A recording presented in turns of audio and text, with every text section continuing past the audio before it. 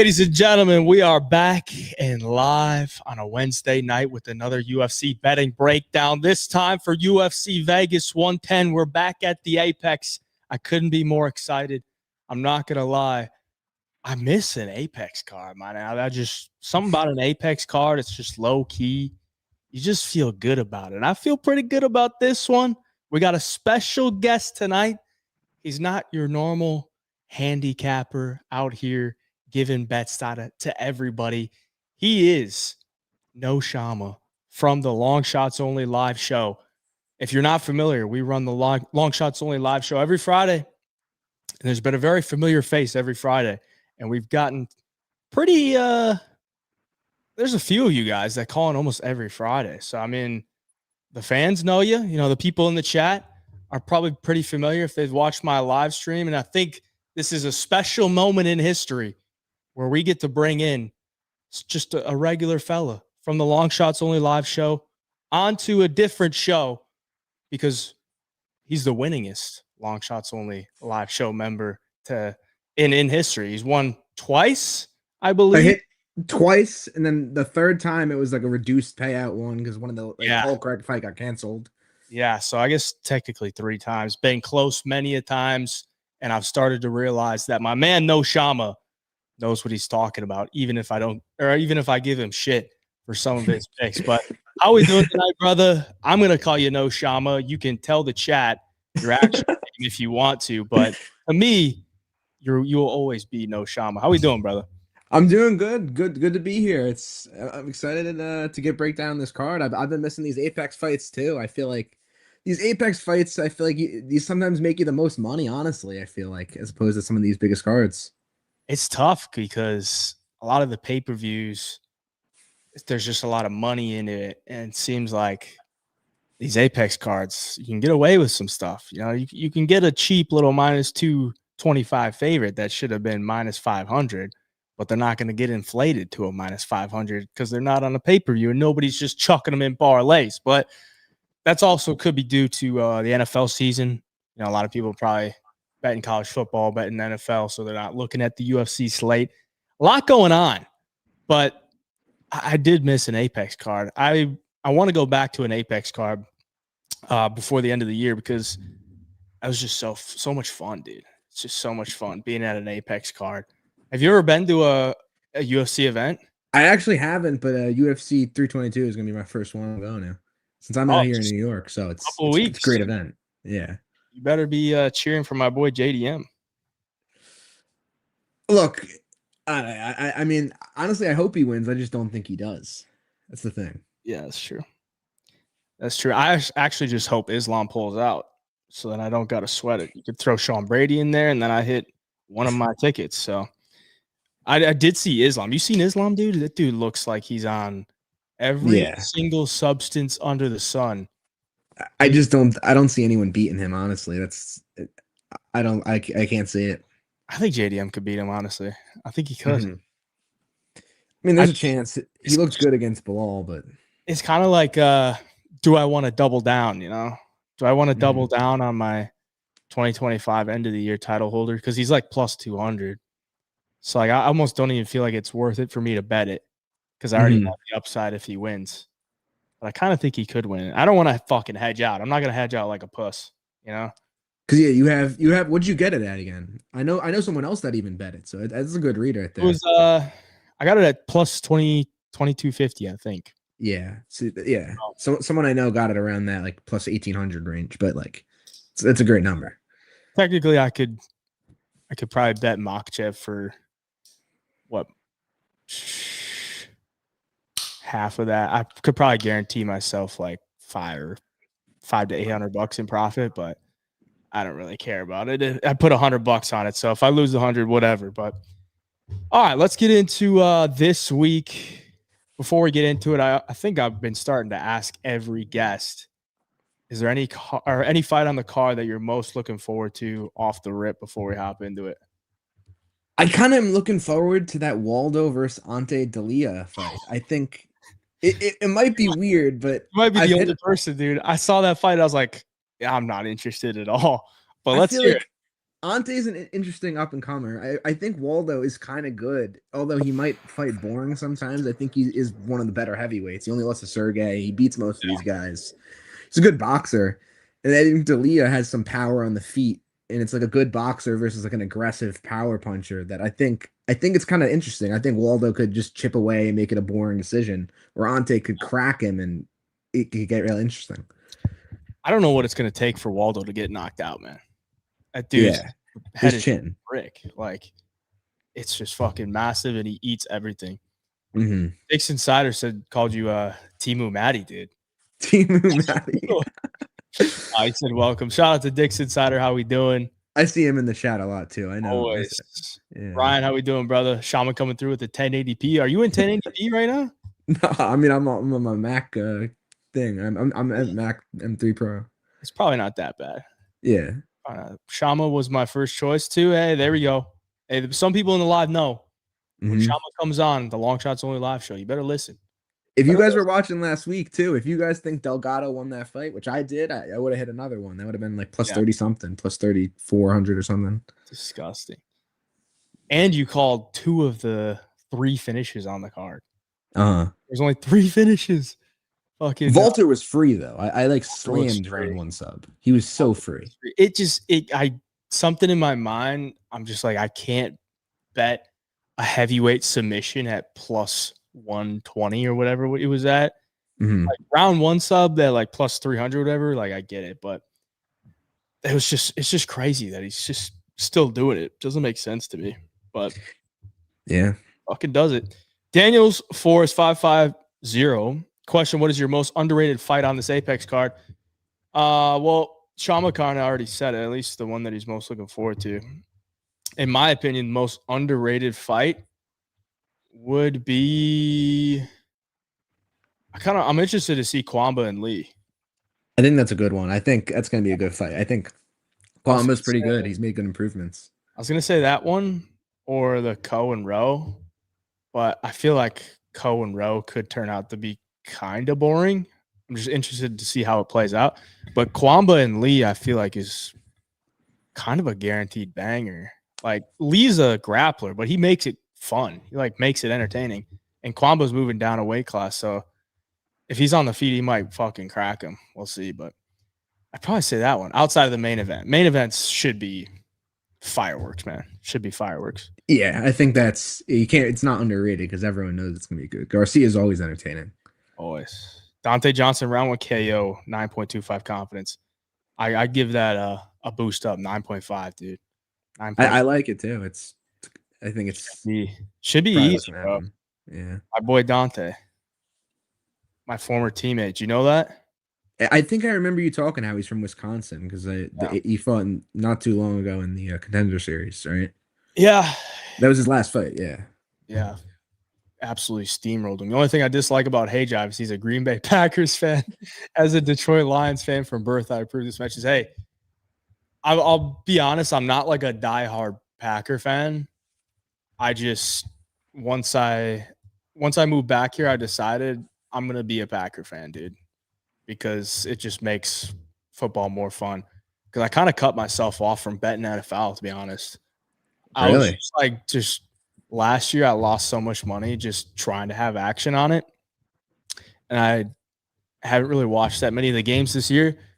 So I'm just like, I don't know, why am I gonna bet on it, dude? Just I'd rather just bet on Saturdays and then do some fun shit on Sunday or do some work or whatever. But hey, Drive the Goat, I appreciate that, brother. Let's hit this super chat first. Super sticker from Justin K 499. Appreciate that, brother. Thank you very much. Hopefully you are enjoying. Let's get into it. Green Bay Packers are doing great this year. They are doing pretty good. Could be the year, but we shall see. Let's go to the first fight of the night. We got Talita Alencar, Ariane, Carnelossi. Carnelossi coming off the DQ win. Headbutt to the dome piece in bottom position after she got knocked down. So, I mean, what a win by Ariane. And what a win by Talita Alencar. I'll be honest, I didn't know if this girl was going to get a win in the UFC. She's super small. She's a good BJJ player on the ground, but her wrestling sucks. And her striking sucks. But she went up against Vanessa Demopoulos, who has no takedown defense whatsoever and is just completely content to try to play jiu-jitsu off her back. And Talita Alencar made her pay for that. So she's coming off a win, Carnelossi DQ win. I'm interested to see what you got to say about this one. I could see a path for both girls, but Carnelossi right now is sitting at a plus 195 dog. Talita Alencar minus 230. What you think, brother? I think Talita's jiu-jitsu, I mean, like you said, it's pretty good. Her takedowns aren't too good, but I remember that gas tank being horrible. It was against, I can't think of the exact name. I know she fought the girl twice. That was Luciano. Luciano. So I feel like I remember her being gassed out of her mind in that fight and just having problems in the end. And I think if she can't get takedowns, she's like a fish out of water on the feet. Yeah. And I think at that number of plus 195, I gotta lean Carnelossi. I'm not like the most confident in the world. I just think Talita is talented on the ground, but is probably not gonna be able to get it there and can gas. Yeah, I agree. I think, I mean, especially after last week, watching fucking Amarim just do essentially what Talita Alencar kind of did on the Contender Series, where she had a good first round. She had a decent second round, and then round 3, she just got fucking death gas, got 10-8'd. It was a draw. I think Talita probably could get a takedown round 1, but I don't know that's going to come easily, and I don't know that she's going to be able to submit her. I don't know that she's going to land a ton of ground and pound because Carnelossi's takedown defense on paper looks terrible. It's like 18%, maybe 14%. Like, it's really bad. But she fought some good wrestlers. Lupi, Godinez, Pierre Rodriguez. Na Liang took her down like 3 times, but Na Liang is not a bad wrestler for about 5 minutes. So, I mean, I look at that and I'm like, okay, you know, Na Liang's not a bad wrestler, but she does gas out, and Carnelossi took advantage of that. I just don't think Alencar is going to be able to get takedowns at will. Yeah, and like, if she does 15 minutes, like maybe round 1, sure, but then after that, I don't really think she's going to have a lot of success. And Alencar's striking is terrible. Like, it's arguably on the level of Jacqueline Emmerims, dude. Like, and she's way smaller. Like, she doesn't have the reach of Amarim. I don't even think she has the footwork. She's more aggressive, though. I'll give her that. She's a bit more scrappy. So I think she's like kind of like Mackenzie Dern. She's just willing to throw and willing to eat shots. But I think Carnelossi as the underdog is the side. I could see a path where Alencar does run away with it, but I just don't think it's very probable. So I think Carnelossi probably gives a good fight. Plus 195. I mean, if that hits like plus 200, I might have to pull the trigger, man. What's round 3 finish? I was thinking that too. Because I know Carnelossi's got one in the UFC. Round 3, we're looking at plus 2,000. 2,000. Wow. It's pretty nice. Yeah. My only I think word, it's worth a sprinkle. It's worth a sprinkle. I could just see like Alencar toughen it out. Because she is pretty tough, man. If she's not getting finished by Luciano in round 3 when she's death gas, like, I don't know that Carnelossi's going to be the girl that puts her away, but it's plus 2,000, man. Like, it's not a bad sprinkle. But I'd probably say Carnelossi decision if she can get it done. What is that at right now? Plus 450, maybe plus 500. Plus 500. Oh, that's unanimous decision. Never mind. That's unanimous, yeah. That's brutal. Yeah, that's pretty crazy. Plus 400. Plus 400. It's not terrible. Why would anyone play unanimous at plus like 100 difference? It's probably going to be a split, honestly. Could be a split. What's split? No, we ain't doing that. Plus 1,100. Okay, maybe we would do it, but yeah, better number than unanimous. Sounds like a dog or pass, pretty much. No Chama. Yeah. Do you post on social media? No, I've never posted. I just made an IG, so I'm probably start posting my bets, like a little slip of what I'm riding. There you go. Maybe this will be your coming out party.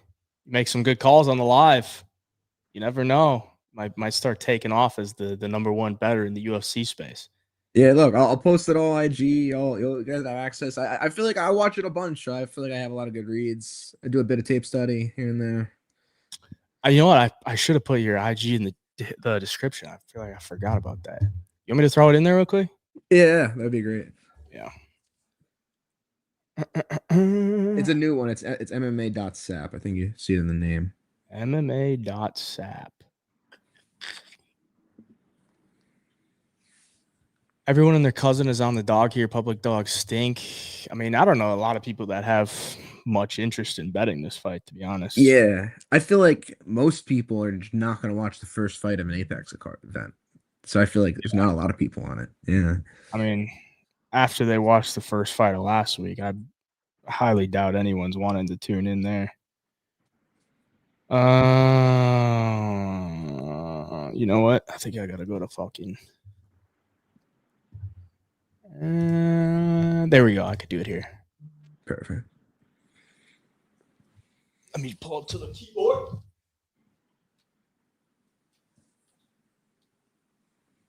I think Carnelossi. You know what?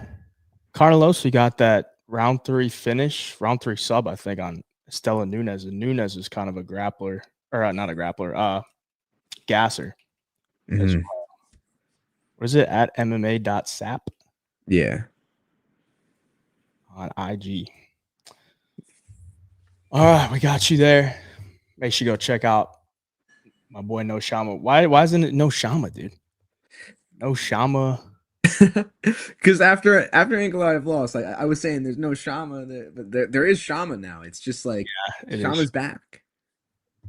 Dude, what the fuck? Most of the time I had no Chama. There wasn't any Chama. He was gone, nowhere to be seen. Chama's back. And look, I mean, obviously he's better for the company, and I think there's a lot more interesting matchups than Ankalaev. I thought Ankalaev was going to win, and I go with who makes me money, not like who I want. Yeah. How fucking crazy is that, dude? The fucking Pereira just comes back and nukes him in round 1. Yeah. It's just disgusting. I did think he was going to be more aggressive to go for the finish, but I thought through that, Ankalaev will get a takedown and then rain down some pressure on him. But, I mean, yeah, he clipped him. On IG. Okay, that should be good now. Should be in the YouTube description. All right. No, I couldn't get a link because I'm trying to keep this show going, but it's on the screen as well at MMA.sap on IG. We'll hit a couple of these chats, and then we can hop into the next fights. Bad takedown D for Carnelossi, and her Brazilian roots encourage her to play off her back. That is true. I mean, if she's going to play off her back against Alencar, she deserves to lose. So, yeah. Fucking go right ahead. The point there. Go right ahead. It just really comes down to, do I want to take the shot? I don't know, man. That's what happened to Demopoulos. You play off your back, you're not going to gas her out. But if you keep trying to get up. I thought she'd be smart enough to be like, nah, I can outstrike this girl, but she just wasn't. Stripper brain for you. All right, let's go. Phil Rowe taking on Seokhyun Ko. Phil Rowe coming off the round 3 TKO victory over Angelosa back in June in Atlanta. I was there. I cashed the round 3. It was electric. Now he comes in as an underdog once again against Seokhyun Ko, who's coming off a big underdog victory against Oban Elliott and a big underdog victory in the Dana White Contender Series versus Igor Cavalcante. He sits right now as a minus 190 favorite. Minus 190 favorite. Phil Rowe plus 165. I am kind of tempted to bet Phil Rowe, but I don't trust him. And I think Ko he's really good. Like, I think he is really good. My only worry is the size here. The size in that smaller cage, it could make a big difference because Ko likes to be at range.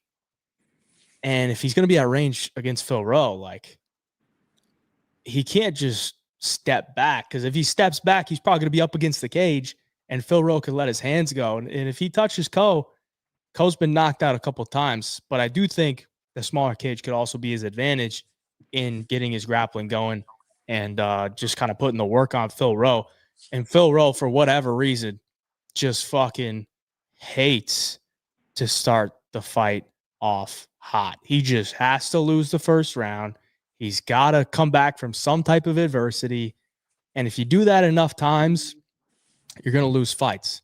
And when you face good competition, you're definitely going to lose fights. You know, if you're not finishing these guys in round 3 like a Nico Price or an Angelusa, you're going to lose. So I think Sucker & Co. probably gets a decision here.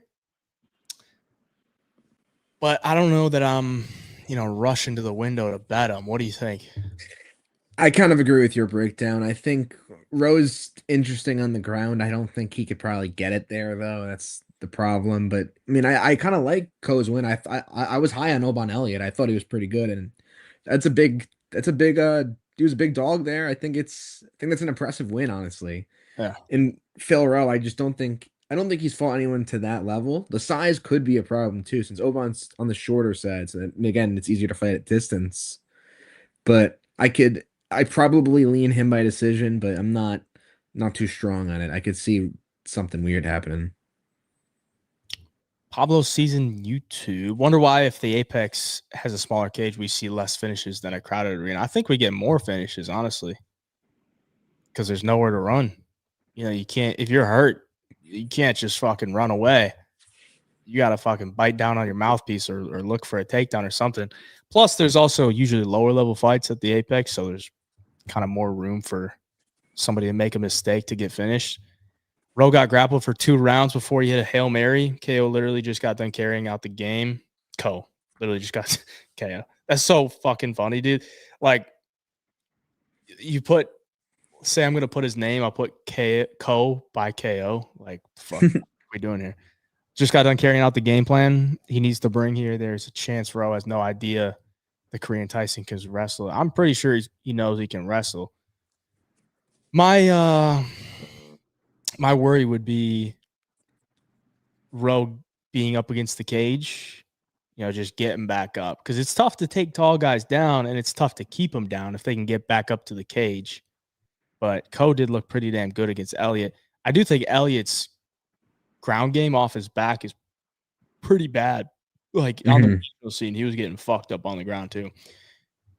I'd say his overall grappling. I'd agree his ground game is bad, but I feel like his takedown defense is pretty good. I feel like we haven't seen him really getting like ground control too crazily. Yeah, not in the Other UFC. than that. Not in the UFC. Look at some of these props. I think the over at minus 145 doesn't look bad. Instead of like Co money line, just take the over at minus 145. My only worry is like Phil Rowe does get hurt in a lot of spots. He got dropped by Gabe Green twice. He got dropped by Lusa. He got dropped by what's his nuts? I don't think he got dropped by Jake Matthews, but he was getting cracked a little bit. He's just there to be hit. Like he's 6'3", but it doesn't use his length all that often. Like, dude, pump a jab out there, I agree with that message before too. I do think he should be a bit wider of a favorite. If I had to line it, I would put him like minus 240 at least. Co by sub? I don't know that he's gonna sub him. That's probably not happening. Unless he clips him and Co's kind of position over submission. I feel like he's just a sound fighter. But these fucking South Koreans, man, they've been on a losing streak. I mean, Park last week. There was that one Contender Series guy that got fucking spinning back elbowed. It was another South Korean. Forget who it was, but I feel like he lost. I feel like any South Korean I touch loses. So, yeah. I'm the same way. I know you're talking about the one that was doing all those like fancy moves and shit. Yeah. Insane shit. All right, let's just gets clipped. Oh god, this one. Alice Ardelean or Ardelean, however the fuck you say it, taking on Montserrat Conejo. Ruiz. Ardelean comes in at minus 400. Ruiz comes back as a hefty plus 300 dog price. Ruiz, 3 losses in a row, all 3 by TKO. Ardelean, Jan, coming off her first UFC victory, where she won a $50K bonus. Women's MMA getting a $50K bonus for fight of the night. It was an insanely good fight. I thought that was one of the best women's MMA fights I've seen this year. So I got to give it to her. She is scrappy, but this is a low-level fight, man. Ardelean is 10-7, and Ruiz is 10-4. So, I mean, we're talking girls that have 11 losses combined. and neither Yeah. of them have more than 11 wins. So it's pretty low level, but I really find it hard to believe that Ardelean doesn't win this fight, dude. Like, how does Ruiz win UFC fights? She's won one, but she just hit the same move every single time. And that's almost how she's won every single fight in her career is get that arm or that headlock throw and just hold her in the scarfold and win minutes that way. But is she going to do that against Ardelean? I highly doubt it. So, I mean, I feel like Ardelean could TKO her here, dude. Like, it sounds disgusting, but if Ruiz gets stuck on the feet, like she has nothing. She has nothing on the feet. So I kind of feel like Ardelean gets this one done inside the distance. What do you think? I kind of agree with that. I think Arlene in most fights, I'm always gonna be betting against her. But Ruiz is like one of the worst women's fighters on the roster. And like Arlene's got a dog in her. Like she's like outside a bar just fist fighting. And like I don't think Ruiz has that dog in her to where I can see what you're saying on the feet. She's just throwing like crazy punches like in a scrap where Ruiz like I just think I can see her getting overwhelmed. Yeah, exactly what I see. I think Ardelean is nasty. Like she's gritty. You know, Mhm. she has no regard for protecting that face. Like I know she's got the OF, but nobody's buying it for her face. Like she will go in there and chuck. Alice's Yeah. business being a minus 400 against anyone. I agree with that too. That it's weird because they like Ardeline at minus 400 sounds crazy, but it like really think about how the fight's gonna break down and like like Ruiz is not like Ardeline's ground game isn't horrible and like she just has no technique on the feet. If there was like a good counter striker, like they're just gonna beat her, but like Ruiz is not that. Yeah. They got like the craziest thing when I was going through my DFS plays this week was the difference in their significant strike. And Pablo pointed it out. Like her projection, Arlene's projection 69.5. Ruiz's projection was 14.5. Yeah. Like I don't think I've ever seen that big of a difference. Like that's absurd. Like Ardelean chucks and Ruiz lands nothing. So I'm gonna look at these odds, but I'm pretty sure I'm gonna have to bet like the fight doesn't go at almost plus 200 or Ardelean inside the distance is plus 225. I'd probably just bet the fight doesn't go at plus 200, but Ardelean KO is also plus 525. You maybe get like Mhm. plus 600 on a different book, dude. Like Ruiz has been TKO'd in 3 straight fights. Yeah, I kind of like that KO number a little more than like the fight doesn't go. Yeah, I mean, it sounds disgusting, but if I'm looking for a bet on this fight, like I actually think there's some value there. Yeah. I like it too. I think it's for its number, it's pretty good and Plus, we got to remember, Ardelean did lose to Shauna Bannon, and that does not look good. But she took that fight on very short notice, and I listened to an interview that she had, and she was saying like she basically had no training camp for that fight. She just kind of got chucked in there, and then her second fight, she wasn't able to train in the U.S. for that fight, and now she's been at Fusion XL for a good amount of time. That's why she got her first UFC win. She was able to be at that camp for the whole fight. She cashed as a big dog. So she's got some momentum. She just signed a new contract as well. I saw somebody pointed out, I can't find the chat, but the minus 3.5, it doesn't show it on here, but he said it was at minus 145 or something. I could see that as well, dude. I mean, yeah. Ruiz probably not going to be winning many minutes in this fight, dude. And I think there's a lot of upside for Ardelean to get a finish. So, yeah, I think she gets it done. Alice fight style too volatile, Drew Dober type beat. Kind of, yeah. We're talking women's strawweight, dude, against a girl that has literally no striking. There was somebody in my chat on Sunday that said they train with Ruiz or at the same gym as Ruiz, and they even said Ruiz's kickboxing is ass. So like, dude, that's pretty bad. Usually, if somebody trains with another fighter, they're like, "Oh, there's no way they're losing. Like they're definitely winning." And for somebody to say that's not good, dude. That is not. Yeah, it's a bad sign. Said that about Mizuki too. I don't know, man. I actually kind of liked Mizuki in that fight. I know I didn't throw him on the long shot bets, but I thought with where she trains out in Ray Longo, I think she's grappling over there for sure. And all you have to do is be able to defend takedowns against Amaranth. Yeah. Ardelean was landing some solid shots against Dos Santos. Yeah, dude. The thing is with Ardelean, she is aggressive. I gotta look with the fucking like round 1 KO, round 1, 2, or round 2 KO line is. Oh, it's not even that good. 10-1 round 1. It could be attritional. It could be like 2-3, but I'd rather just play the KO. I thought they'd give us at like 15 or 20, but all right, let's go to some more women's MMA while we're at it. We got Vieira taking on Norma Dumont. Norma coming off the masterclass against Irene Aldana last year, so she's been off for a year now, which is interesting. But she's trying to move up the ranks, so she probably had to wait for the opportunity.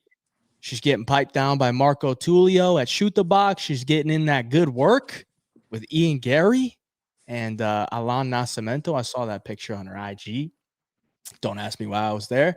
Ketlin Vieira coming off the win over Macy Chesson in a fight where she blew up everybody's parlays, because I feel like everybody, especially on the Long Shots Only show, had Macy Chesson decision or Macy Chesson money in their parlays. A lot of people bet on Macy in that spot. And I'm one of those people too. Ketlin Vieira, she didn't even land a takedown. She was just ending up in top position and just holding her there. And that's how she wins a lot of fights, man. Like Ketlin Vieira as an underdog has cashed a lot. Like she is constantly being an underdog and cashing. She's the underdog again.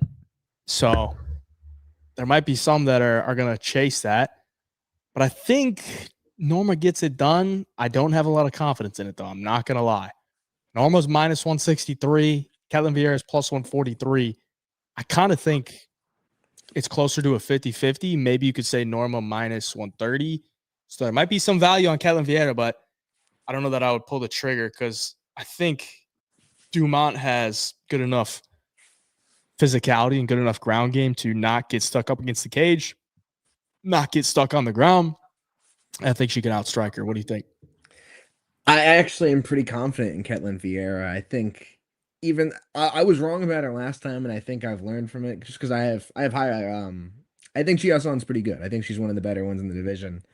And even her fight versus Kayla Harrison, that was by far Kayla Harrison's toughest fight. Oh, yeah. Like, by far. And I think her grappling is just pretty good. I think getting her at a dog is kind of crazy. I think she's just a lot higher level. And I think I could just see her. She's going to make it definitely boring. But I think she's going to win those minutes. There might not be a lot happening. But I think she's pretty good. I've learned from my mistakes. Yeah.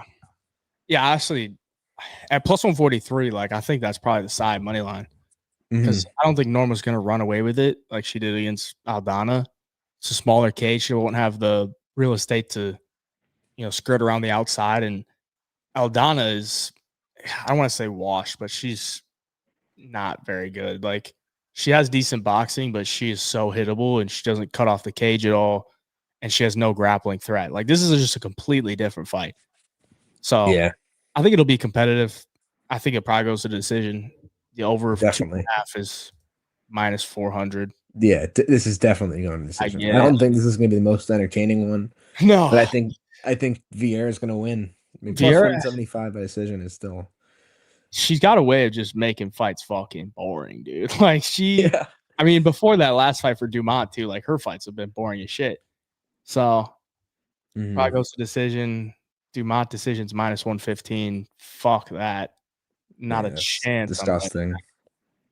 This is probably just a stay away from me, boys. But I think Vieira is worth a sprinkle personally if you want to throw her in a parlay.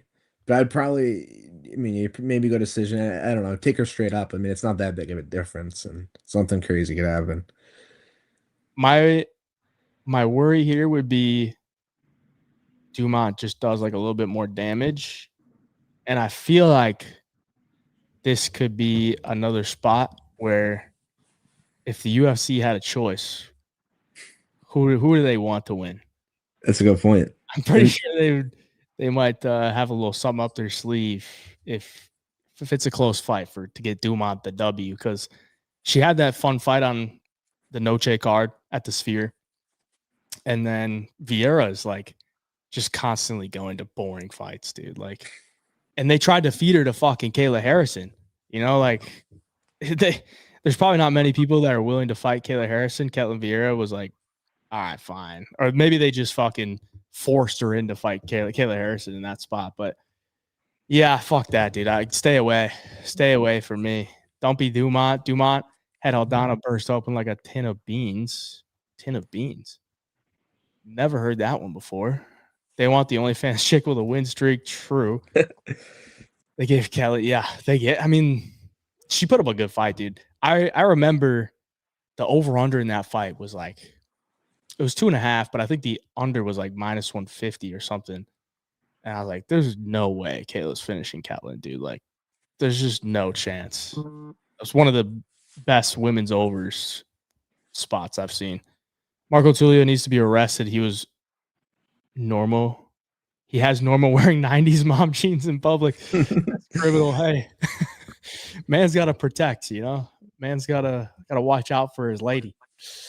All right, let's go to my ex-teammate, Dante Johnson, coming in here off the knockout victory over Darian Abbey on the Contender Series this season, taking on Cedriques Dumas. We all know where Dumas has been, you know, out robbing houses, hiding in dog crates. He fights Zach Ruiz. Was that the Noche card? I think it was the Noche card. Zach Ruiz gets kicked in the nuts, and now he's stepping in. It's about a month later? I guess maybe a month and a half later against Dante Johnson on short notice. Dante was supposed to fight Nick Klein. So Dumas is stepping on short notice. Nick Klein is also from Wisconsin. So they were about to do a little Wisconsin on Wisconsin violence, which I was not about. You know, we gotta keep our Wisconsin boys not fighting each other. There's not many of them. But Dante, let me tell you about Dante. Dante is one of the best athletes that I've come across in my sports history. Now, I've been around some pretty good athletes. One of my other teammates, Quinn Miners, is a offensive lineman for the Broncos. Just signed an $80 million contract last year, I think. He's like one of the best O-linemen. Yeah, I've heard of him. So, yeah, it's like must be good. I played with him at Whitewater, and he's very fucking good. Extremely good athlete. Like, O-lineman athleticism is different because they're super huge. He can move too, probably. Yeah, he can move. And Dante Johnson was a D lineman when I was at Minnesota Duluth, and he's definitely 5'8". Like when his height on Tapology was like 6 foot before he went to the Contender Series. I was like, there's no way he's 6 foot, not a chance. They get to the Contender Series, they actually measure him. He's 5'8". He's definitely 5'8". But this dude is one of the strongest motherfuckers I've ever seen. He's athletic as shit. He was doing standing backflips as a 5'8" D lineman who's probably weighed 270 pounds. And then he obviously football career ends. He goes into MMA, and he's kind of this short, I want to say blobby heavyweight kickboxer, but he was fat. Like he was overweight. And over the course of his career in amateurs and in pros, he's just kind of slowly chiseled down his physique. And now he looks like an absolute monster, dude. Like he's going to fight at middleweight. And at 185, like this dude is yoked up. He's yoked up, but he's also extremely fast. I don't think he's going to have any problem dealing with the speed of some of these guys at 185. Like, he might be the faster guy than a lot of these guys. And he's obviously way faster than a lot of heavyweights. So coming into this one against Dumas, he's the big favorite at minus 350 and kind of growing. And I get it, man. Like, I think Cedriques Dumas is kryptonite. Like, Dumas hates being pressured.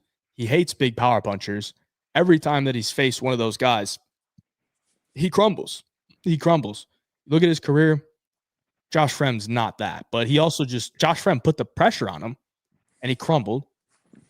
Nursultan Ruzaboyev is a power puncher. Hit him with a couple big shots. He crumbled. Olashechek is exactly a pressure boxer with big power. He crumbled. I think Dante Johnson's going to come in here, hit him with some big shit, and he's going to crumble. That's what he does every time. His UFC wins, Dumas' UFC wins are trash. So, give me Johnson, KO 1, should hit. But my only real reason of why, like, I think Dumas could maybe pull this off is the wrestling. But Dante Johnson, I think he can wrestle, dude. Like, I don't think you're going to take him down. There is a big size difference here, so maybe if Dumas can get his hands wrapped around the waist, he could wear on him a little bit. But I think Dante is strong enough to get out of those positions. I think his cardio will be fine.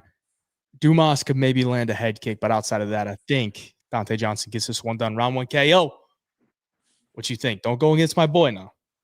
I'm honestly not going to go into, like, you can't really trust Dumas with your money. Like, you can't. You feel like he's so.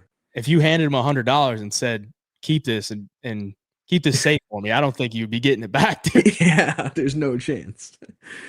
But Johnson on the other end, if I give $100, I think there's a good chance I might get that back.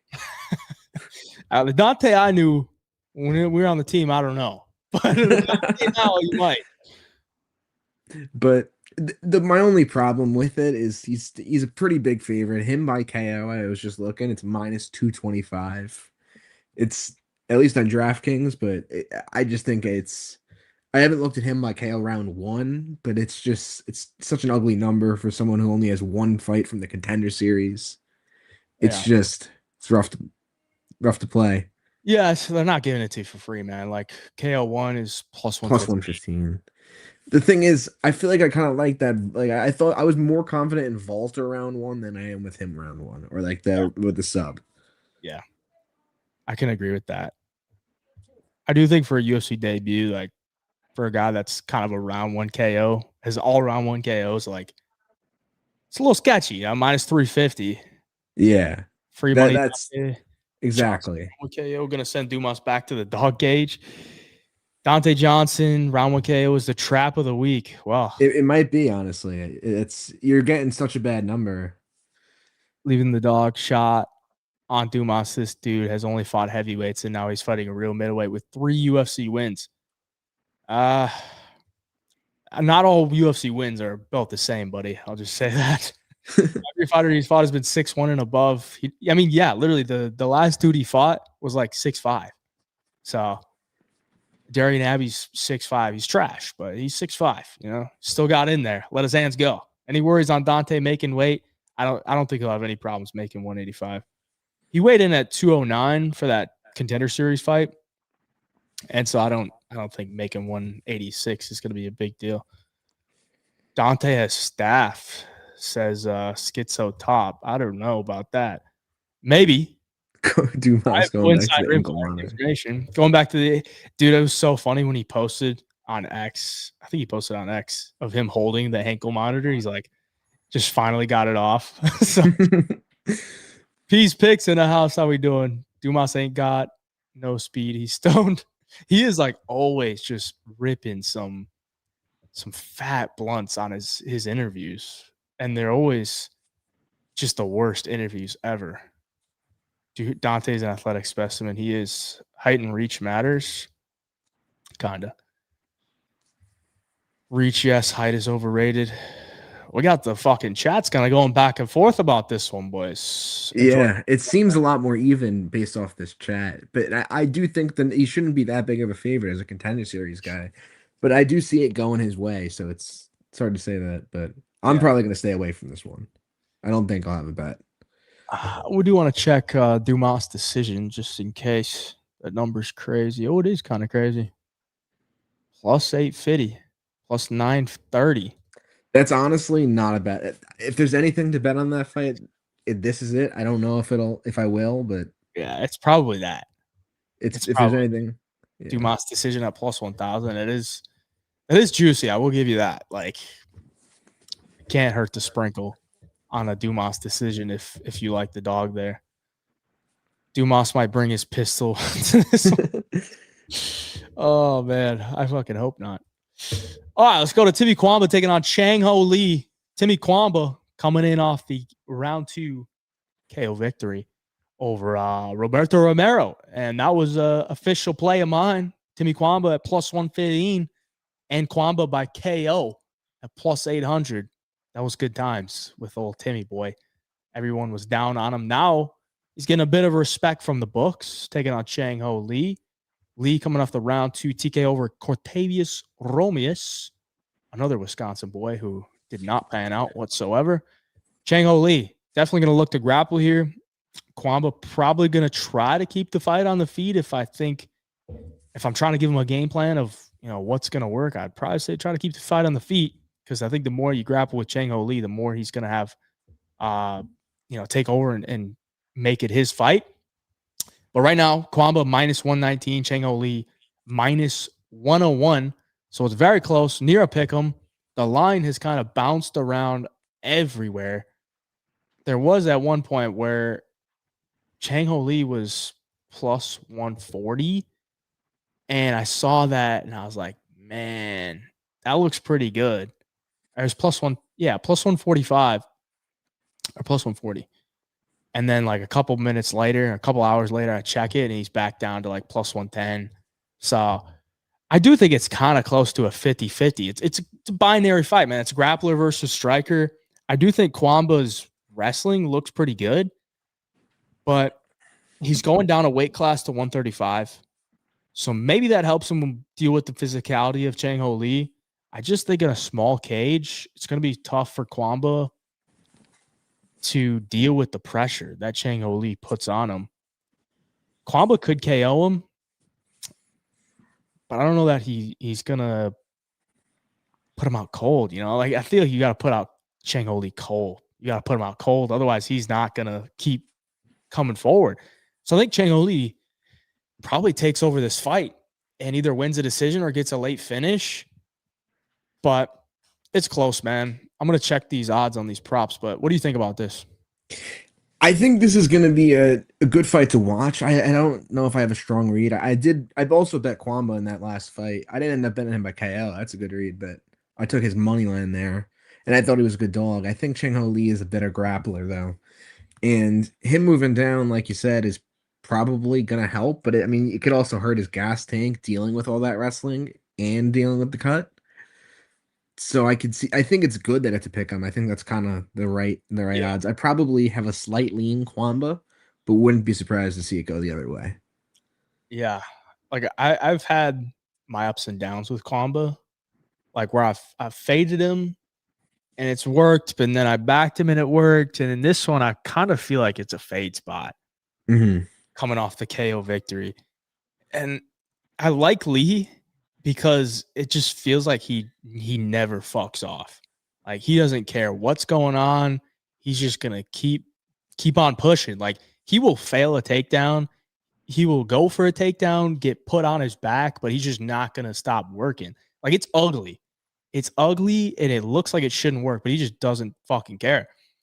Yeah. I think those are the type of fighters that can win a lot of these matchups where it just kind of comes down to who wants it more. I'm not saying Cuamba doesn't want it, but I don't think that's really his type of fight where he's going to thrive, I wouldn't be surprised to see this go split too. I feel like Cuamba can make it like in some rounds maybe deal more damage than he's going to get even with control time. Because even with the Volkov fight, we've seen that they've been valuing damage a little more than control time as of recently. So I think you might have some judges disagreeing, and maybe one of them or Holy wins the like a couple minutes of the ground exchange, but then on the feet, Cuamba is doing a little more. We got Lee round 3 plus 1,400, plus 1,600. I think if you're getting that, it's not a bad. You could go round 3 or decision too for Lee if you like the Lee side. I was gonna look at the Cuamba KO. About plus 385. Yeah, no, I can't. Yeah, it's not amazing. Is there a straight like fight goes split, or is it just each fighter by split? Yeah, there. I think there is down here. No. I don't know if they have it on here, but Lee by split is plus 1,000. Cuamba by split is plus 800. Mm-hmm. Don't want to bet my money on a guy nicknamed Twilights, some Robert Pattinson type shit. Yeah. What's the odds for Lee's second round TKO? To go back to back round 2 TKOs. Cheng Ho Lee. Round 2 KO plus 13. 1,200. Oh no, that one. 1,600. Plus 1,400 round 2 TKO for Cheng Ho Lee. I do think if he gets on top, like, you don't want that guy on top of you, man. He's nasty. Yeah. Yeah. I lean Cheng Ho Lee, boys. I think round 3 or decision could be a nice play. I think you might get that at like plus 220, somewhere around there, plus 200. I do respect Cuamba. He's also very young, Cuamba is, so he could definitely be making improvements. I know a lot of guys in Vegas speak highly of him, but it just seems like at times when he gets in the cage, he doesn't put it all together, really. So, yeah. we'll I'll see. be a slight lean of Cuamba, but I do think that fight goes to split is worth looking at. Yeah, that might want to wait till weigh-ins as well. See how Cuamba looks at his new weight class of 135. I had no idea he was even thinking about that, going to 135, because the dude fought at lightweight in his debut on short notice. Now he's dropping down to 135 for the first time in his career too. So keep an eye on that. Let's move on to this one. We got Billy Elekana taking on Kevin Christian. Kevin Christian fought in the Contender Series last year, so he's been off for over a year. Probably one of the worst Contender Series fights as far as a level goes I've seen in quite some time. But honestly, I say that, but I think of a lot of fights that just have no business of being on the Contender Series. So take that with a grain of salt. But Christian got a second round triangle choke against this like 4-0 Italian guy who pretty much just gassed out of after one round. And it was one round of top control that the Italian guy had. So not a lot really to go off of there for Kevin Christian, other than he got a triangle choke. But his striking does not look good. He's 6'7", but he doesn't really like throw anything. He doesn't pop a jab, doesn't really throw many kicks, kind of just stands there. So it's not really much to like with Kevin Christian. I guess he's got some sneaky submissions off his back, but when he was working towards that triangle, it's like you could see it from like days before. Like it took him forever to get to that triangle choke, and the guy on top of him was just gassed out. So I don't know how to, put much stock into that. Billy Elekana coming off a win over Ibo Aslan, and honestly, that was a terrible fight as well. Like, just not much happened in that one. But he cashed as a big underdog. Now he's coming in here as a pretty decent-sized favorite, sitting at minus 260. Kevin Christian comes back at plus 220. What do you think, bro? I'm going to lean Billy Elekana. I think even just looking at these photos of both of them should almost tell someone enough of the story. But I mean, I even think Elekana's fought some high level. I think what's his name, Bogdan Guskov. He was winning that fight in that first round. He's pretty good. Yeah. So, I mean, I think this is a Elekana win pretty easily. I think the other guy is just. I mean, there's a reason he's fighting on the Apex. Like he's not nothing special. Yeah. My only worry for Elekana is like on the feet. Like what is he gonna do? Because like Elekana is not a high volume guy on the feet. He's not like some great boxer. And Kevin Christian is just gonna stand there. So what is he gonna do? Is he just gonna like poke some kicks out there and like win the minutes on the feet that way? Like I almost feel like Elekana needs to grapple him to like run away with the fight. I guess maybe he could knock out Christian, but Elekana is not like an aggressive guy. So I feel like if you gave me like a more aggressive fighter here against Christian, I'd be more inclined. Just Elekana hasn't really shown me much aggression in the cage, even on the regional scene. So that's my worry with Elekana, but I do think he gets it done. This is just a stay away all around. 100%. Yeah.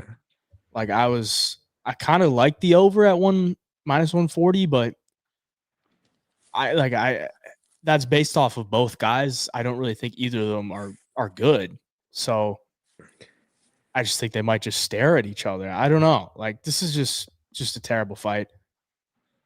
They got the fight to go the distance at plus 200 though. That's kind of interesting.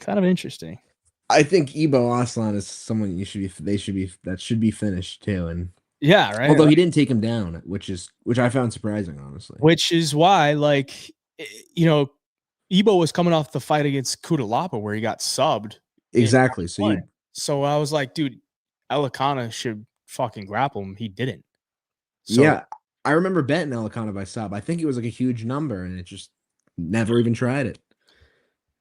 Yeah, I had Ibo by decision in that one at like plus 700, and I was hoping that they were gonna give him a little Middle East love, but they did not. So.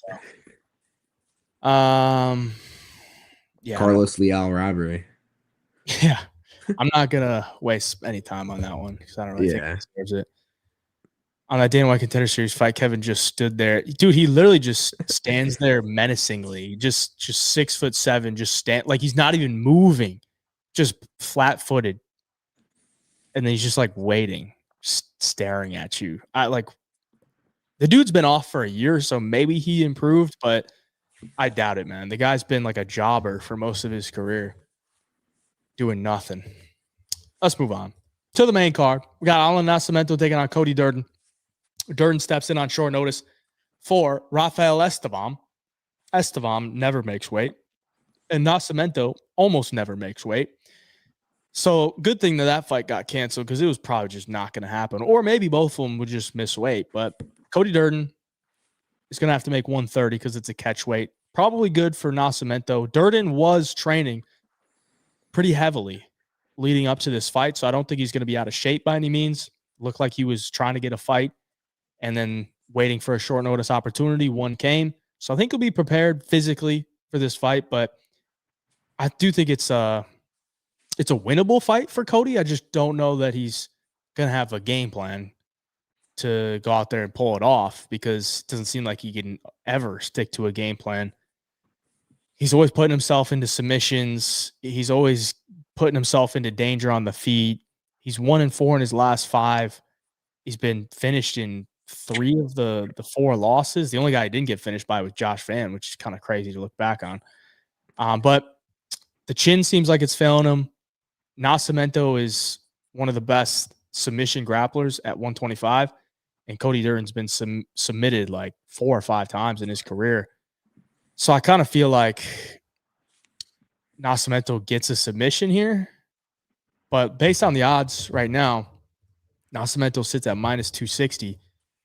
Like, I think I'd rather just play a submission line when it comes out. They don't have any props out yet for this fight, but like I could also see Durden winning minutes on the feet against Nascimento. I could also see Durden winning minutes on top. I just don't know that he's going to be able to keep that up for 15 minutes because the more you grapple with Nascimento, the more opportunities you're giving him to reverse, get to the back, and just win scrambles. Like, he's just that good of a grappler. I don't think Durden has that grappling in his bag. He's just always putting himself into bad spots. Kind of reminds me of the Tajir fight for Durden, where Tajir put him in about 4 or 5 different submissions and then eventually got to the back.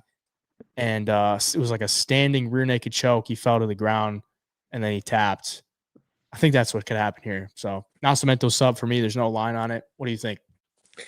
Yeah, I think Nascimento, if you really think, I think he's better than Tajir. But one thing I will say with Durden is, like, I feel like his losses haven't really aged that bad. Van, one of the best in the division, fighting for the title. Bruno Silva just won another big fight as an underdog. And then Jose Ochoa, who's a pretty good prospect. It's pretty good.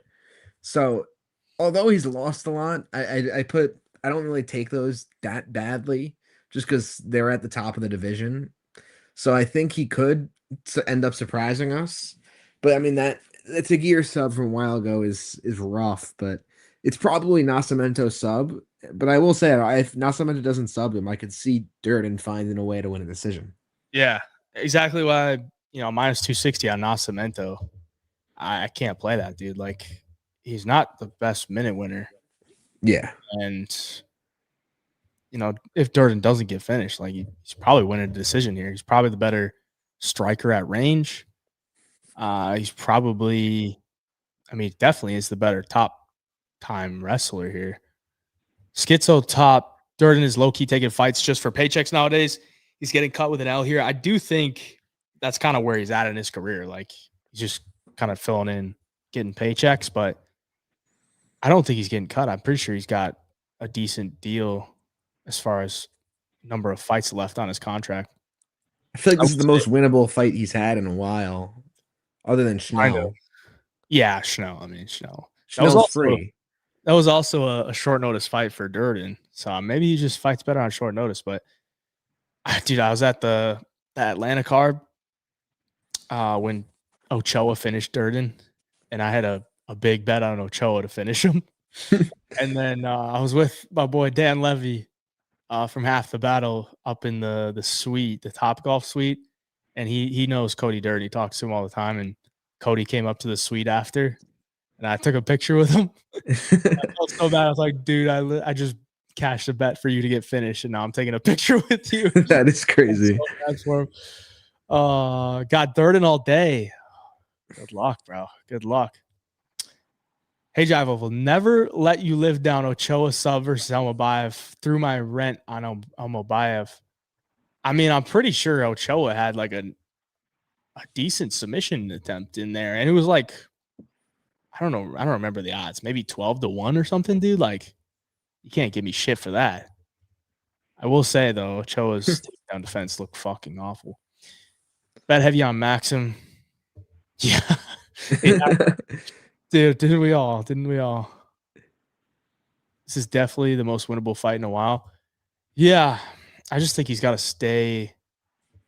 If, like, Nascimento is trying to sweep him or whatever, like, just stand up, bro. Just stand up. Don't fucking try to grapple with him because you're going to get your back taken. You're going to lose the scrambles.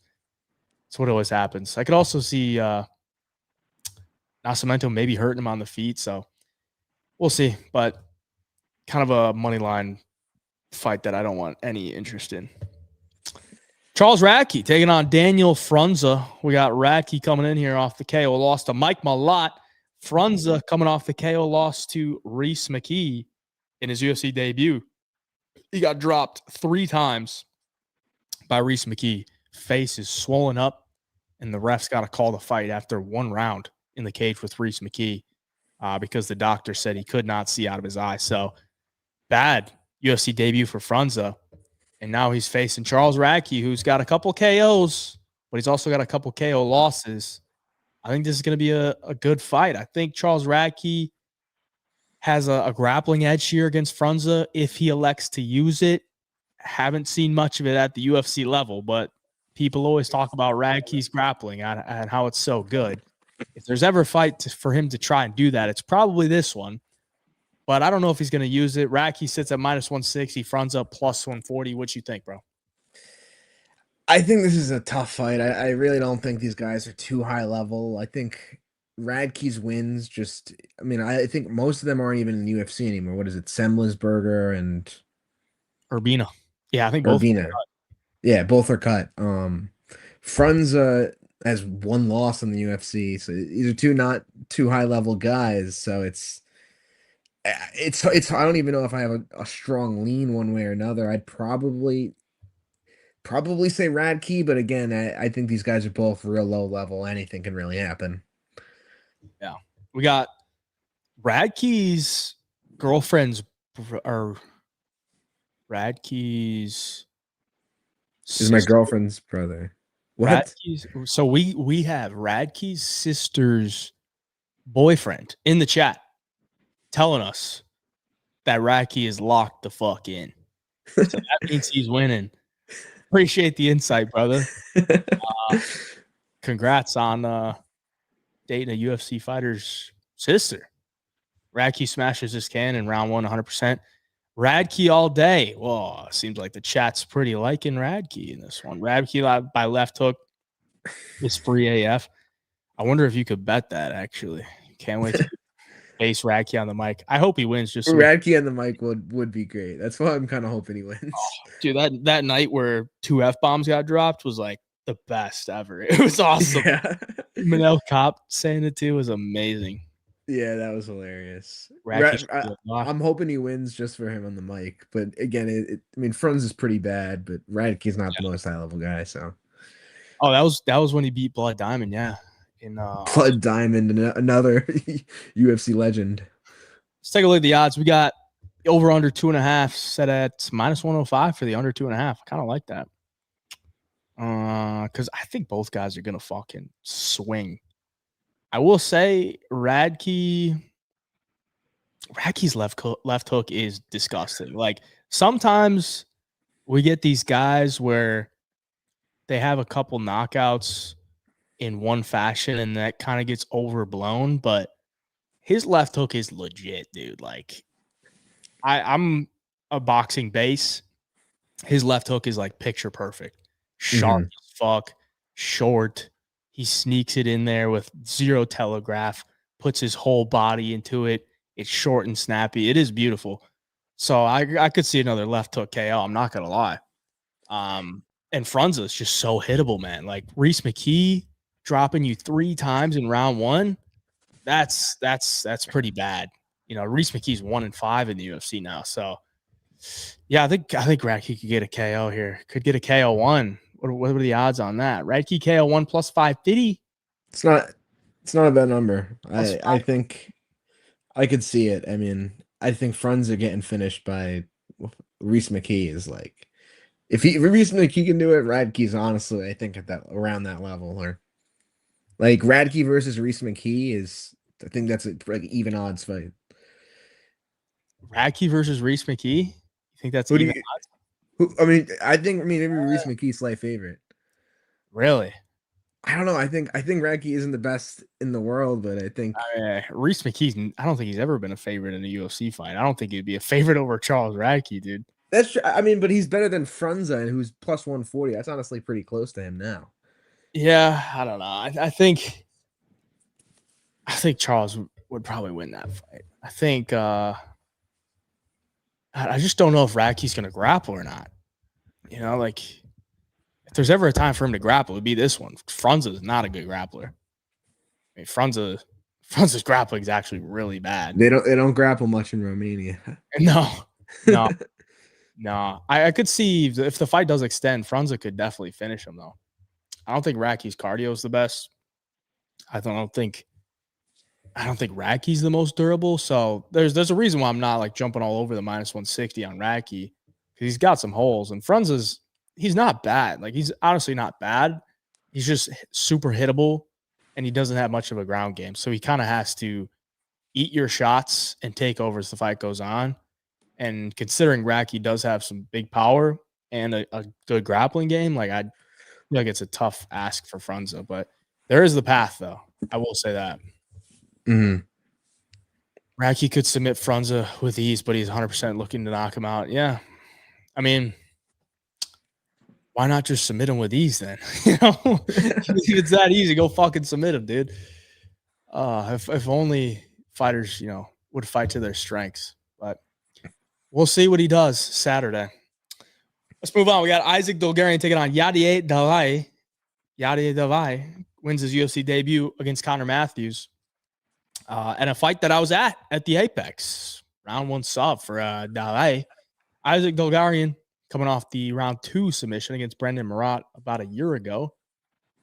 In a fight where he was the biggest favorite in UFC history, I think. Or at least close to it. He was like -2,400, -2,600, something like that. And obviously a step up in competition here against Yadier Dalai. Right now, Dolgarian coming in at a -240. Dalai comes in at +205. I'm going to let you go first on this one. What you think, bro? I'm actually kind of excited for this one. I think this is one of the more exciting fights on the card. These are 2 good prospects. I really think Dolgarian should be 8-0. He lost what's his name? Christian Rodriguez, who beats everyone. But I cashed on Christian Rodriguez, but I really didn't think he won that fight. I thought that was kind of a robbery. So I mean, I really think he's coming in really here 8-0. Elite grappler. But again, I like Yadier too. I think he's a good up and coming prospect. I think I think this is going to be a good fight, but I definitely got to lean Bulgarian, and I think he's probably can. I think he's going to end up subbing him. Yeah. Yeah. Yeah, I can see that. I think Bulgarian comes in here, gets his takedowns early, like he always does. And then I think he's going to put a good amount of ground and pound on Del Valle because Del Valle is probably going to pull Gilly, or he's just going to get taken down so fast he doesn't have a chance to pull Gilly. And I think Bulgarian's just the way better fighter on the ground. Like, I think Del Valle's ground game is okay, but he's just way too content to play jiu-jitsu off his back. I don't really think he has the best get-ups. On the regional scene, he's getting taken down and held down, and that's not a spot you want to be against Bulgarian. So I think Bulgarian, kind of runs the show in round one, and then in round two, I think he's probably still going to run the show. And then if the fight is still going, like I don't think Del Valle is going to have enough to like finish him in round three. I don't mind Del Valle. Like, I think he's a solid fighter. I just think this is a bad matchup because I think he's the better striker than Bulgarian. I just don't think Del Valle is going to give him, or I don't think Del Valle is going to have any chance to use his striking in this fight. Bulgarian is just going to be rinse and repeat takedowns and top time and smashing him from the top.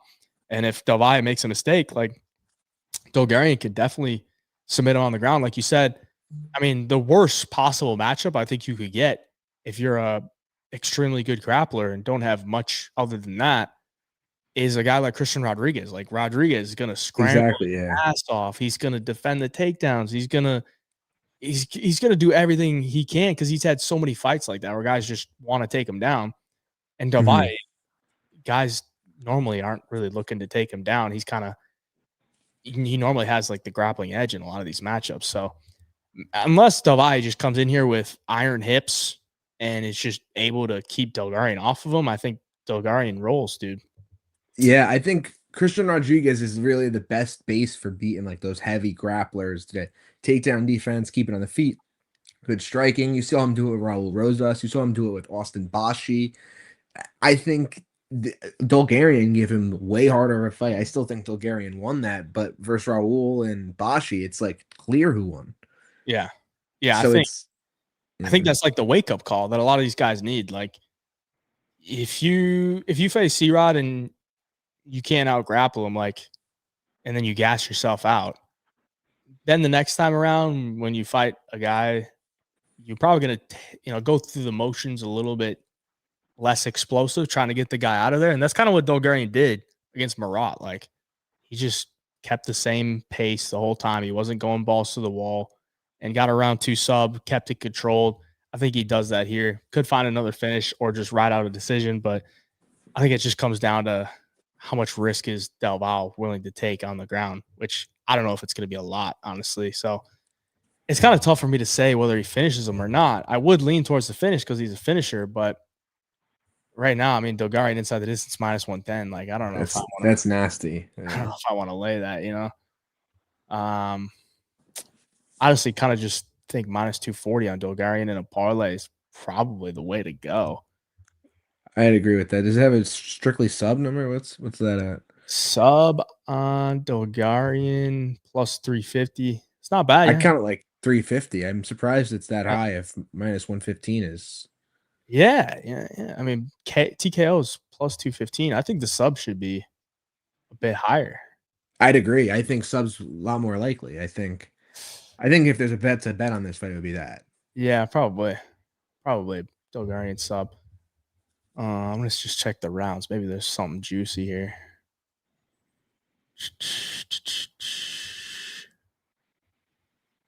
Round 1 sub 850. Round 2 sub plus 1300.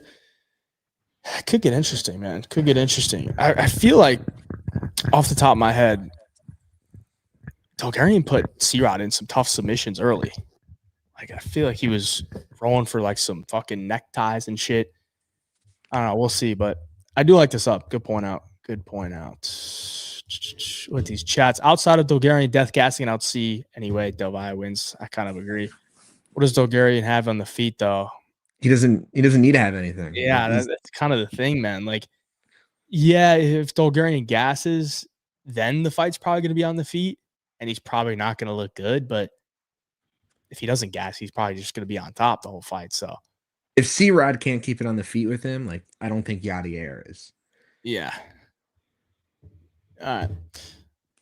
Let's go to the feature bout of the night. We got Jeremiah Wells coming in here off the split decision loss a year and a half ago to Max Griffin, taking on Temba Garimbo, coming off the submission loss to Vicente Luque last December. Temba, I think he's deleted all of his social media. Not a good look. Don't love that. But I'm sure he's pretty locked in because it sounds like Temba carries a heavy heart on his outcomes. The outcomes of his fights are very important to him because he gets a lot of hate from a lot of people and his family members as well. So very passionate man is Temba Garimbo, but guess he wants to take his talents elsewhere as far as social media. Jeremiah Wells, 39 years of age. I think this guy is one of the weirdest fighters I've ever seen because he doesn't do anything normal. It's all just explosive movements, but it's extremely hard to figure out because it's so unorthodox. Very athletic, solid wrestler offensively, just very strong. On the feet, his striking is so explosive, but it's just all moments. There's no feeler punches. It's just winging big hooks. One of the funniest fucking fights that I had the pleasure of watching this week when I was doing my tape study was Jeremiah Wells versus Matthew Semmelsberger. Dude, I don't know if you remember that fight, but I don't. The way that Jeremiah Wells was getting knocked down was hilarious, dude. Semmelsberger cracked him in round one. Like, I'm pretty sure he put Jeremiah Wells out cold, and Jeremiah Wells was like flopping on the ground. Like he got hit so hard he like flew, and he was half out. And then Semmelsberger pounced on him and like tried to get him out of there by punching him on the ground and woke him back up. And then Wells is like on a single leg looking for a takedown. He gets the takedown, and the rest of the round is Jeremiah Wells on top. Round two starts, and they do the same thing. March to the center of the cage and just swing. And Jeremiah Wells gets clipped again and falls on his side, and his arm is like behind his back. He like fell on his side, and his arm's trapped behind his back. And then he had to like pop it out and get back up. And then he gets another takedown. He literally won that fight by getting takedowns after he got knocked down and just kept the fight on the ground, on top, landing ground and pound. I don't know how he won because he got knocked down in 2 of the 3 rounds, but he won, which is insane. I just think Jeremiah Wells is such a wild card that there's no fight that he would have that I could have a strong take on. In this one, I picked Garimbo, but tell you right now, I'm not betting Garimbo. I kind of think one of these guys is going to get finished. But at the same time, they're both kind of guys that don't really throw a lot on the feet. So I think somebody gets finished, but I don't know if there's going to be a ton of opportunities. I do think on the ground, Wells could submit Garimbo. Wells has pretty good BJJ. Garimbo sticks his neck into stuff. He's been submitted by AJ Fletcher. Jesus. AJ Fletcher submitted him. So I don't know. I'm probably going to check out some of these props, but what's your take on this one, bro? Yeah, I'm kind of like you. I don't have too strong of a lead. I'm not a big fan of Themba, although I think he is pretty good, and I don't doubt he's probably locked in. But Wells is kind of a wild card, and I think both of these guys aren't too active and not the best on the feet. Like I don't know if I can see this. I can see this panning out as not that exciting of a fight, and it's hard to say of really what's going to happen here. It should be a finish, but with like you were saying, with not a lot of action, it might not. It's just hard. It's such a wild card.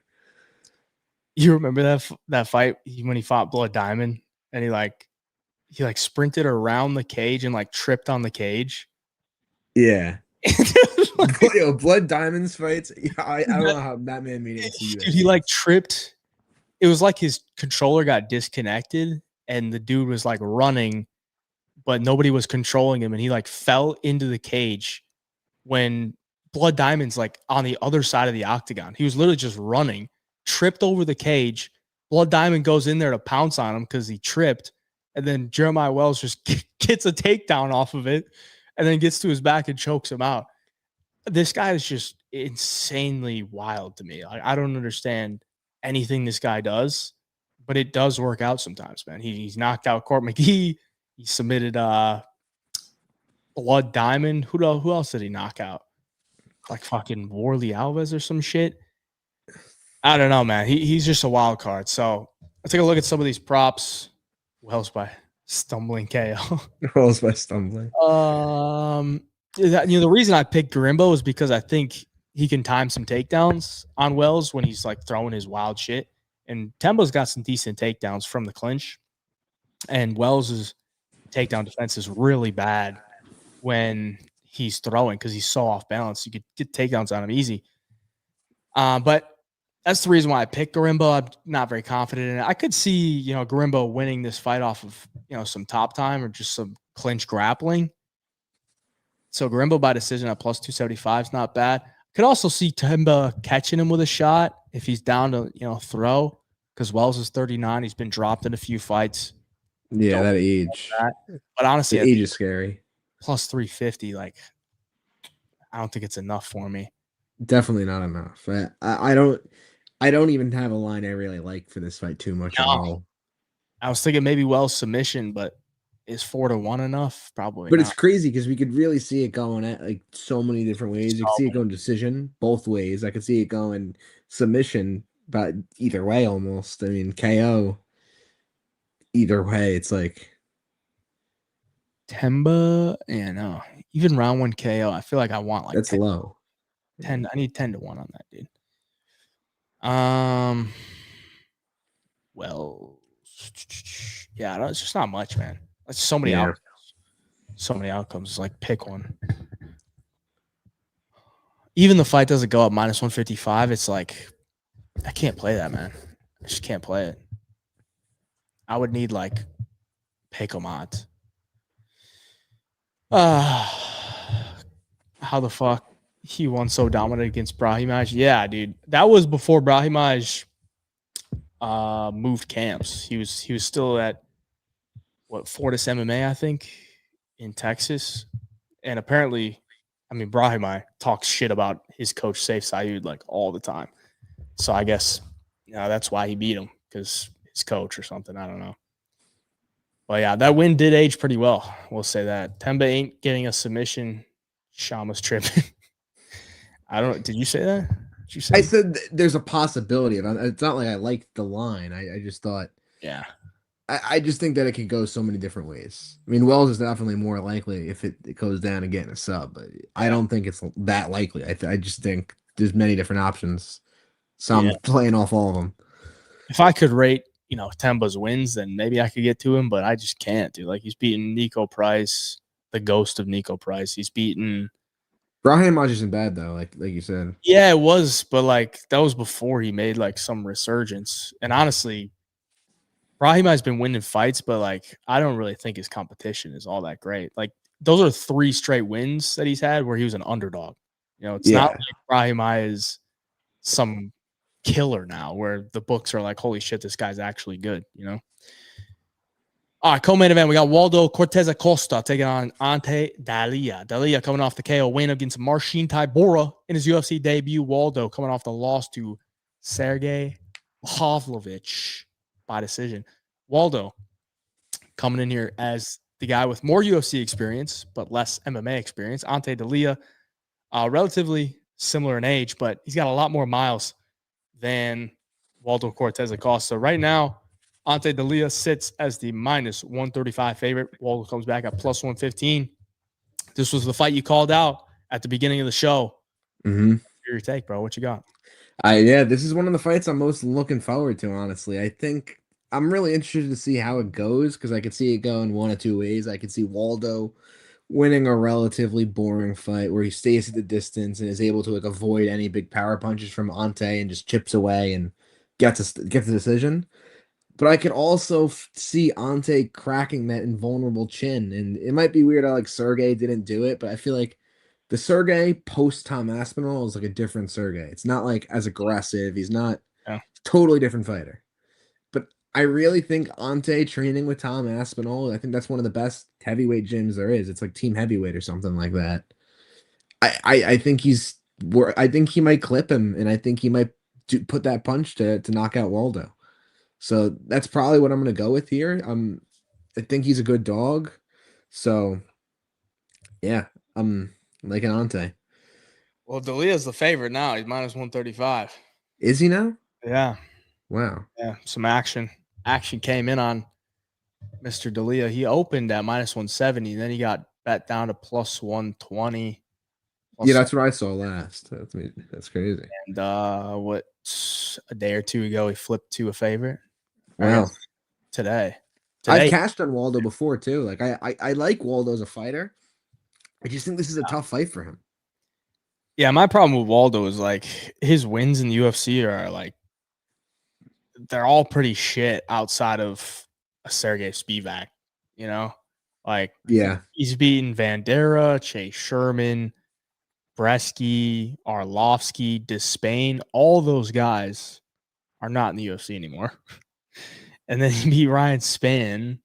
It's like, okay, Ryan Spann has about 5 minutes of gas. And then Spivak, if you get into a striking battle with Spivak, like you should win that fight, right? Like Yeah. you're not gonna lose the striking battle with Spivak. So I can't really rate much of his wins, but I do think, based on like the eye test, he's a solid striker and he's got an insanely good chin. But I think Dalia is probably just like a bit better, man. I just think he's just a bit better. My only worry with Dalia, and it was a worry I had when he came into the UFC, is like I felt like he might be a bit washed because the fight that he had in the PFL against Moldovsky, he just gave up. He gave up in round one. I think he might have got injured or something, but he completely gave up. And then I think he left the PFL or they cut him or whatever, but he fought like Jorgen De Castro, knocked him out in 40 seconds. So I'm like, I don't really know what this guy's at. He knocks out Tybura. That's probably how he was going to win. I don't know how he's going to look over the course of 15 minutes. I don't think it's going to be terrible, but I could see it being competitive. So I'm not really like all over the Leah side in this one. I don't even think I'll probably have a bet on this one. I kind of maybe lean towards like the over or the fight goes the distance at even money because I think Waldo's chin is just insane. And Waldo's not really a guy that's like going in there to just stand and bang. Like he wants to keep his range, wants to flick the jab out there, kind of wants to take advantage of some of these unathletic heavyweights. And I think Dalia is athletic, but Dalia, I don't think he has like crazy knockout power. Like he's got power, but Waldo's got an insane chin. And I also think Dalia in the smaller cage could maybe implement some cage push, maybe mix in some grappling against Waldo. He's probably the better grappler than Waldo. So in a heavyweight fight, it sounds disgusting, but fight goes to this and that plus 100 is interesting to me. Or maybe a decision ticket on Dalia, which is plus 375. Decent number. Yeah. I still think I could something I've always liked Cortez. I mean, he has a big boxing background, like Golden Glove champion or something like that. So like in most fights I end up taking him, but I just have a feeling Dalia is able to could crack him. But you're right. I mean, in general, he has a really good chin. It could go decision, but I will say if he knocks him out, it's probably round one. Yeah, it probably would be round one. Dalia KO one. That's why it's so low. 50, yeah. I mean, he is sharp. Yeah, you could see the huge speed advantage he had against Tybura in round one was just off the charts. I think this is the hardest like striking matchup Waldo's really had. Really, I mean, like yeah, Spivak is a good fighter, but not a striker. Yeah, at all. Big Marley, how we doing, brother? Started listening to Hey Jive and it added 50 pounds to my bench. Wow, you're welcome, bro. You're welcome. Something was off with Tybura that fight. He might have saw Dalia's third nip and just got fucking scared, dude. I mean, that nipple was crazy work. I could see early finish or a boring decision, 100%. Yeah, that's exactly what I think. Early finish or boring decision. What up, Parlay? How we doing, brother? Over 2.5. Somebody's calling out as well. Take the fight goes. Somebody, a lot of people on the same side. D'Elia by decision might have to be in the cycle parlay. I mean, plus 375 is pretty juicy, man. It is pretty juicy. Only thing you're going to crack is an egg. Passive Pavlovich, true. Over is a lock. D'Elia by spinning Aspinall body kick. Waldo can get the decision. He could. Definitely could. Waldo's really good skill is having a chin. He's dog shit. I will say he does rely on his chin. He does. Because he just fucking eats that shit. I don't know if I've ever seen anything like it. I could see round 2 KO for D'Elia. He is a smaller heavyweight, doesn't cut weight, so should have good cardio.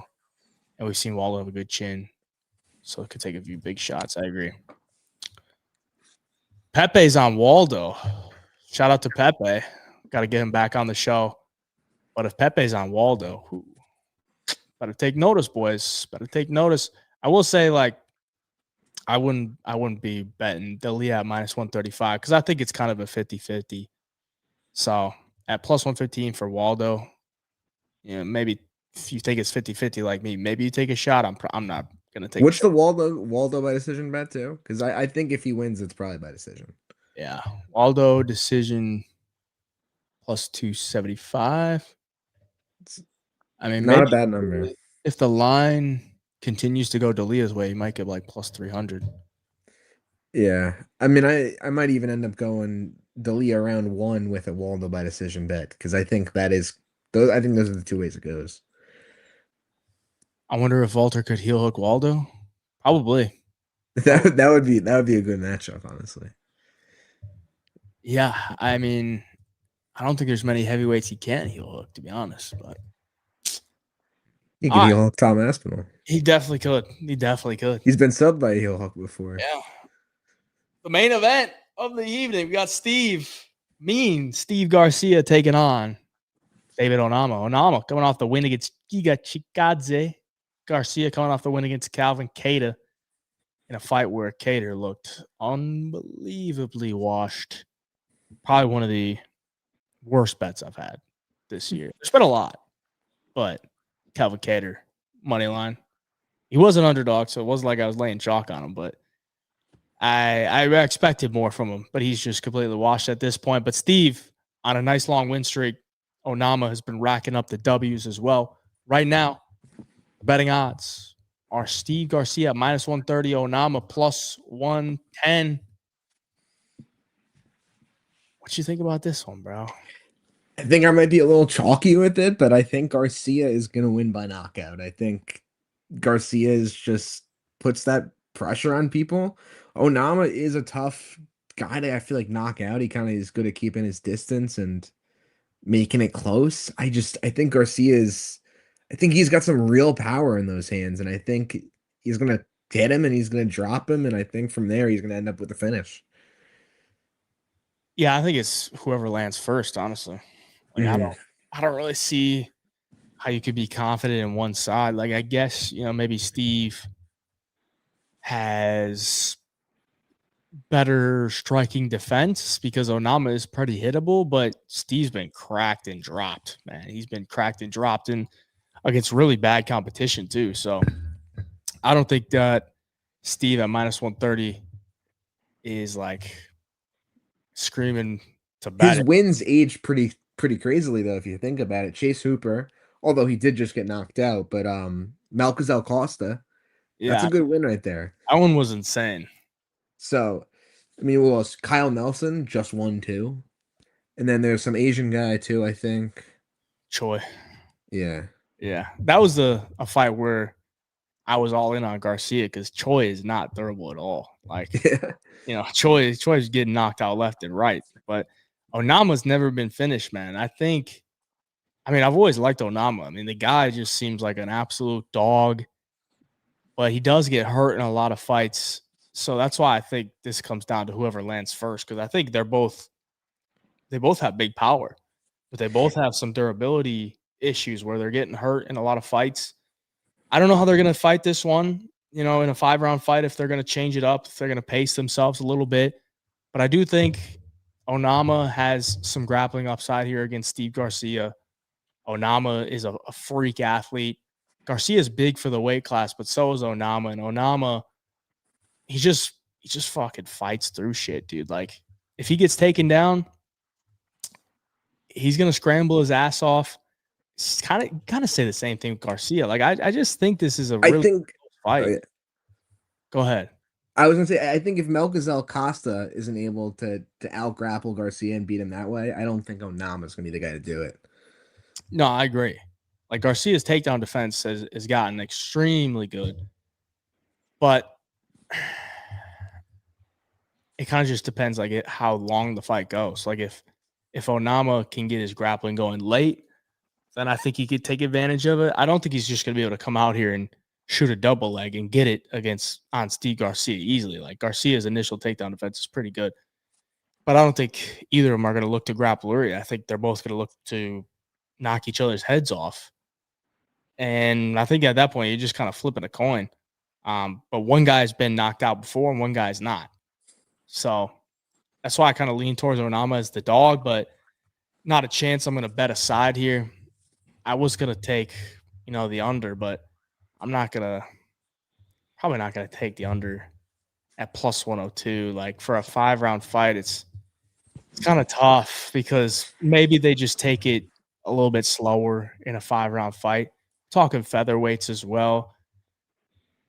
I mean, the way that Steve fought against Calvin Kattar was a little bit more reserved than he's used to. But that was, I think, because Kattar just wasn't really throwing anything out there. Kattar was just kind of being a punching bag. And Onama's not going to be a punching bag. Like, he's going to throw. So once they start throwing, like, only thing Steve Garcia knows is to bite down his mouthpiece and fucking throw. So we'll see, man. But KO on Garcia is minus 105. I mean, the fight doesn't go the distances. Minus 700.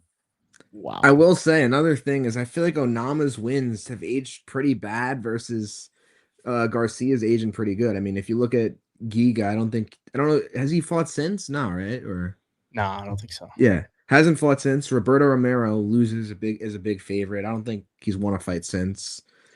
Who's Jonathan Pierce, another one that I don't think he's won a fight since. I think he got cut, actually. Yeah, I think you're right. And then let me see. So he has Gabriel Santos. He just won against Jack Jenkins 2025. So yeah, but in general, I just think his wins don't age too well. There was one shout. X factor here is going to be Onama's grappling. He can drown him on the ground. I was thinking about Onama sub at plus 825, but I just don't think I can't really trust that they're gonna even grapple in this fight, And yeah, the unders at 1.5. Like, that doesn't really leave a lot of time for like a submission to present itself. So it's probably just to stay away, in my opinion. But it seems like you're in on Garcia this week. Yeah, I'm in on Garcia. I think I really like his wins. I think on the grappling side, I think Melchizel's just a better grappler than Onama. Yeah, no, he probably is. Short notice, Roberto Romero almost KO'd Onama. True. Like, Onama just gets stunned, dude. But he's got good recoverability. Yeah, I honestly forgot about how bad Roberto Romero had Onama, and that honestly makes me a little more confident because he ended up getting knocked out by Cuamba, and Garcia is, I think, a lot better than both of those guys, especially more power. Yeah, you're playing MMA math where it gets tricky, but it does get tricky. But yeah. Onama, he's been hurt in more fights than that too. Like, I don't know if they were counted as knockdowns, but multiple fights where he's been hurt. So gotta keep an eye on that. Onama trains with Zalal and Bulgarian. Love Garcia by KO, but Onama's probably gonna put the wrestling singlet on for this one. I don't know if he's gonna have success with it, though. That's the thing. Like, he's gonna have to mix it up, which he could, but it just seems like a lot of ifs, in this one. So kind of a layoff for me. All right, boys. We did it. We got through the whole UFC Vegas 110 card. Once again, appreciate you for joining me tonight.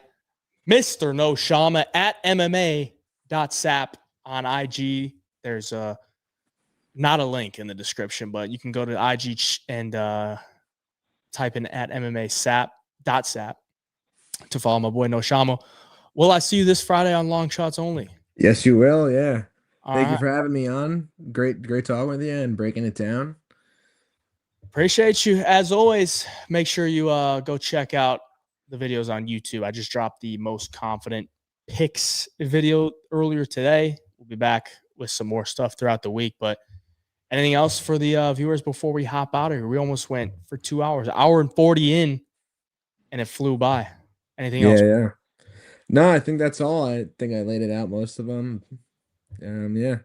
Good breaking it down. All right, boy.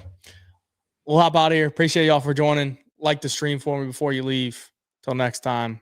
Hey, Job Picks.